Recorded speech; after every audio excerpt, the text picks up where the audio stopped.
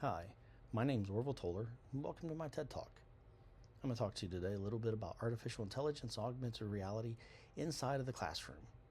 Is it good? Is it bad for students and teachers alike? First, I'd like to tell you a story about a student named Caleb. He's 15 years old, and everything that he owns he could fit into a backpack in under about 5 minutes. He learned that skill in shelters, motels, in the backseat of cars, any place that could be called home for a week and gone by the next. What he could not pack, though, was Wi-Fi.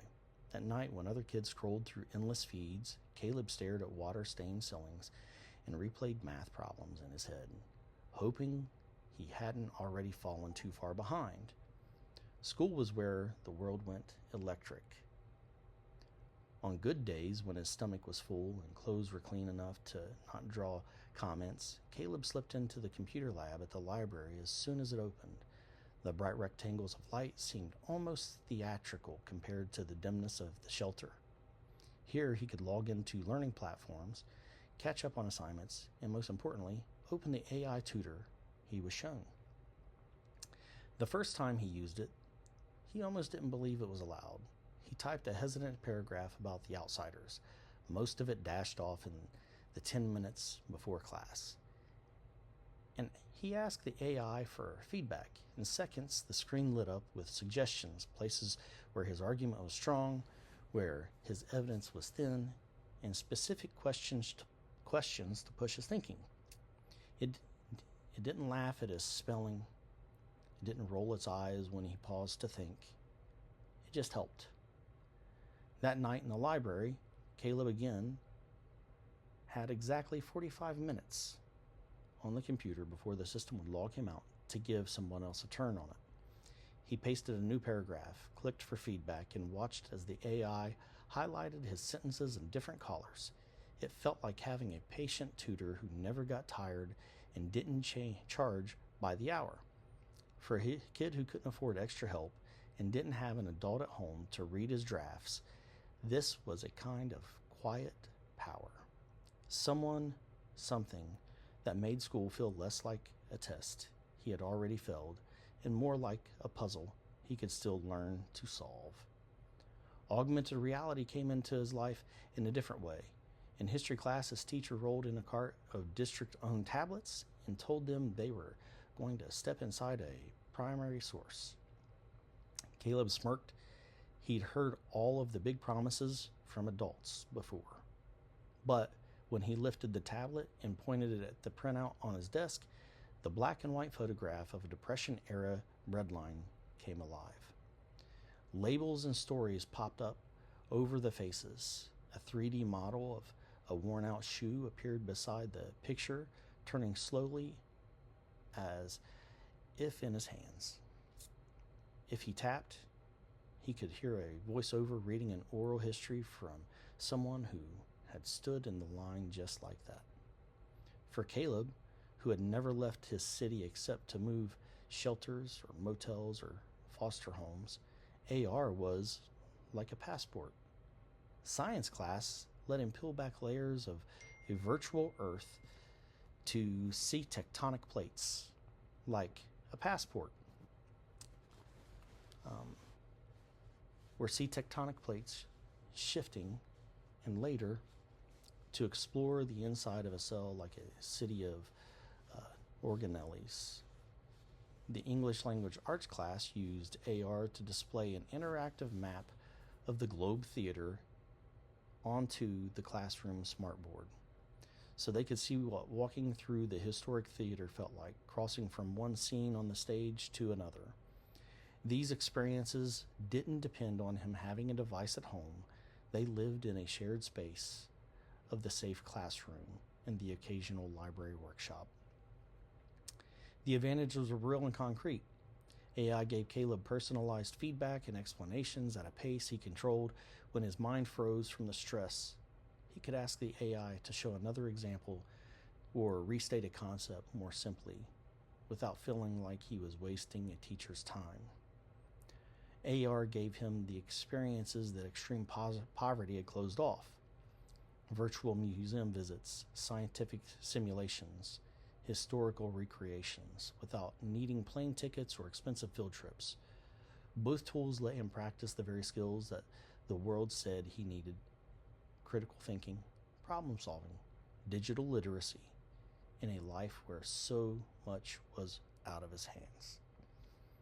These tools offered tiny islands of agency, yet absent the criticism of his personal hygiene or his perceived level of intelligence. Yet the dangers traveled with him. On days when he missed school because the shelter moved or the family had to relocate again, all the AI-enhanced lessons and AR field trips went on without him. The platforms assumed a world where every student could log in from home.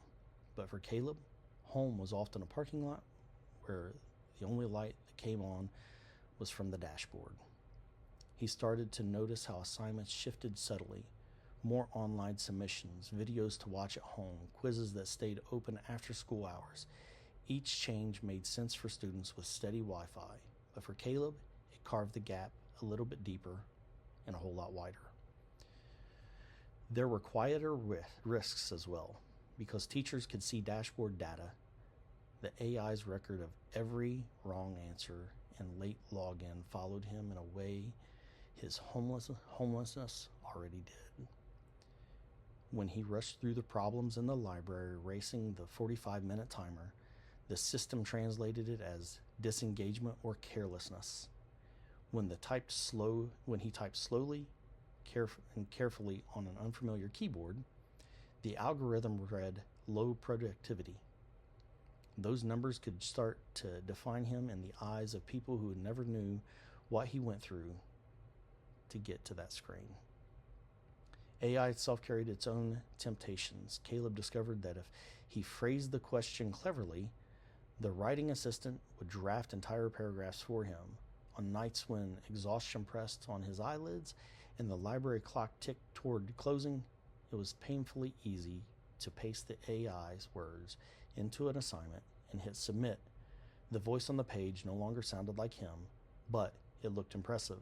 The danger wasn't just academic honesty, it was that he might slowly start to believe that his own words weren't good enough, that his thinking always needed to be fixed by the system built by people far from his experience.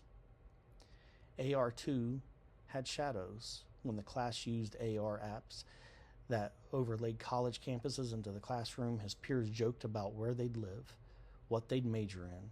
Calleb traced the virtual pathways with his finger, but could not imagine how someone who sometimes slept in a car could pay for any of this education. The bright simulations of future possibilities risked feeling like another world he could visit for 40 minutes and then be asked to leave, like the library computers when his session ended. There were safety concerns as well. To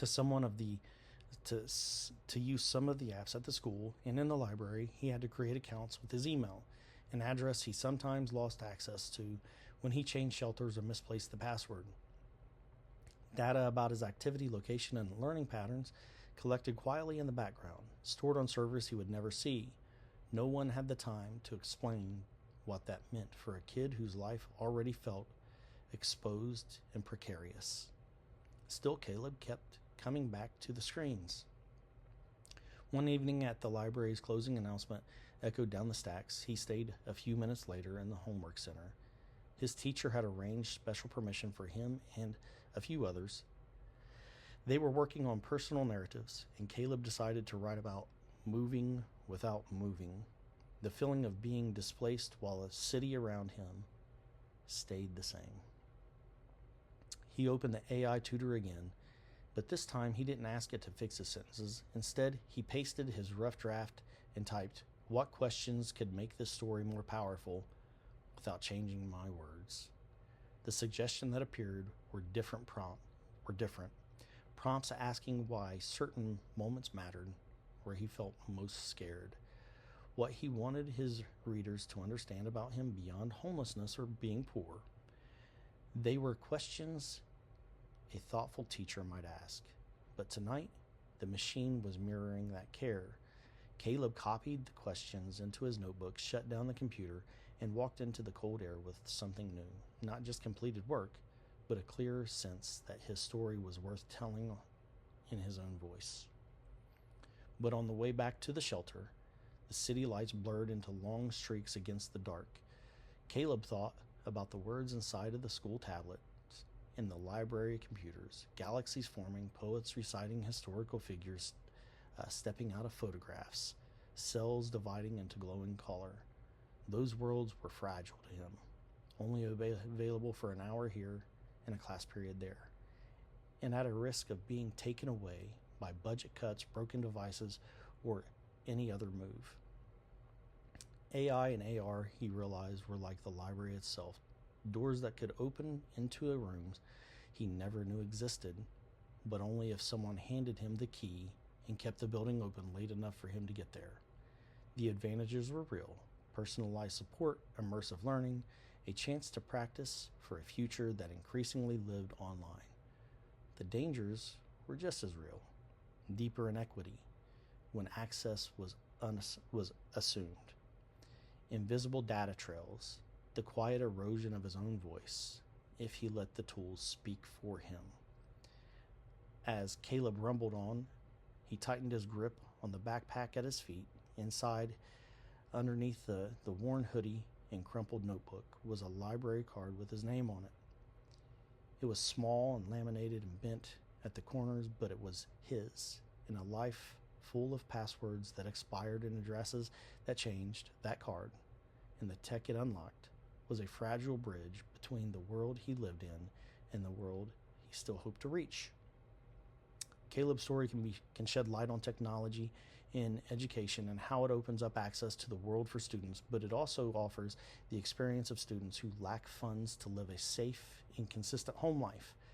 Educational technology will matter most when it amplifies human relationships, centers students' agency, and protects the well-being of everyone in the building. AI and AR can be powerful catalysts for the vision, but only if they are anchored in clear learning goals and the ISTE standards. Call for equal power, ethical, creative, and collaborative learning, and educators. The big ideas for educational technology moving forward is the most important work for educational technology, and is not adding more devices, but designing experiences where students on their own learning create original work and connect to real-world problems. The ISTE standards for student emphasizes roles like empowered learner, innovative designer, knowledge constructor, and global collaborator, all of which technology as a means for setting goals, inquiry, creativity, and cross-cultural collaboration rather than passive consumption. For educators, the ISTE educational standards highlight being learners, designers, facilitators, and analysts who continually refine practice, co-design tasks with students, and use digital tools and data to improve equity and outcomes. The future asks teachers to be intentional curators and co-learners with students, leveraging technology to open up ethical audiences and voices, especially for learners whose stories have often been marginalized, like Calleb. How can AI change practice? AI already offers concrete ways to personalize and differentiate learning. Adaptive platforms can adjust pacing and difficulty, suggest next steps, and surface misconceptions in real time. In practice, that could mean using AI tools to generate leveled text on the same concept, offer targeted practice for specific skills, or provide quick, formative checks that free up the teacher to confer more deeply with individual students. AI is also poised to support the teacher's workflow by drafting rubric, aligned feedback, analyzing patterns in schoolwork, or generating multiple examples and counterexamples that help students think more critically. Used through an ISTE designer analyst lens, AI becomes a behind-the-scenes partner for planning, assessment, and accessibility, for instance, alternative formats and or language supports. While the teacher remains the ethical gatekeeper who evaluates bias, protects privacy, and ensures that tools align with the standards that the learners need, and that's important. How augmented reality can change practice. Augmented reality can make abstract or distant concepts tangible by overlaying digital information on the physical world, allowing students to manipulate 3D models, explore historical sites like the Globe Theater with Calleb, or visualize scientific phenomenon right in the classroom. For an ELA or humanities classroom, AR might support immersive context building, viewing a 3D reconstruction of a historical setting from a text, annotating virtual objects with students' created commentary, or using place-based AR narratives that connect literature to local community spaces. Framed by ISTE's innovative design and creative communicator standards, AR shifts from students from being consumers of pre-made experiences to creators who design interactive stories, simulations, or exhibits for authentic audiences. This pushes them to apply content knowledge and design thinking and media literacy skills, while also inviting multi-mode expression that may better suit diverse learners. The digital well-being for teachers and learners. ISTE's digital citizenship standards calls for students to recognize rights, responsibilities, and opportunities in a connected world and act in a safe, legal, and ethical way.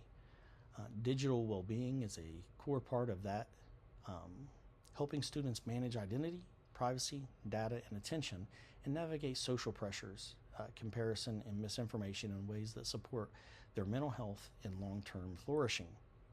For teachers themselves, digital well-being means setting professional boundaries around availability, curating tool sets instead of chasing every new platform, and modeling healthy habits like focus time, device-free discussion, and intentional reflection. Structuring routines where students regularly reflect on digital habits, co-create class norms, and practice conflict resolution around online interactions translates the standards into a daily culture rather than one-off digital citizenship. What should be in the future for ready classrooms? It should be anchored in ISTE standards. Future-ready classrooms need accessible devices and connectivity used for learning-driven inquiry, creation, and collaboration, not just digital worksheets. That'd be like empowered learner and knowledge constructor. Tools that support creation in multimodal communications like video, audio, AR, interactive media, is allowing students to communicate complex ideas to a varied audience, or how to be creative communicators. Creative platforms, like local and global, that let students work across classrooms and cultures on real issues, paired with norms and structures that promote respectful, inclusive digital citizenship. That'd be like global collaborator or digital citizen. AI power supports the personalized learning, increase accessibility, and provide timely feedback under clear guidelines that address biases, transparency, and privacy. AR and, where appropriate, VR experiences that make learning experimental, connected to places, and rooted in authentic problems, with students involved in designing those experiences, would be like innovative designer. Calleb's story, in closing, Calleb's story tells us about the advantages technology offers to learners while putting the disadvantages on display. Can technology help in a classroom? Absolutely. But we must be cautious of the dangers associated with it too. These dangers are for students and teachers alike. As teachers, we must recognize the advantages of augmented reality and AI, while being cognizant of the disadvantages too, for students like Calleb. I hope you've enjoyed this TED Talk, and happy Thanksgiving and Merry Christmas.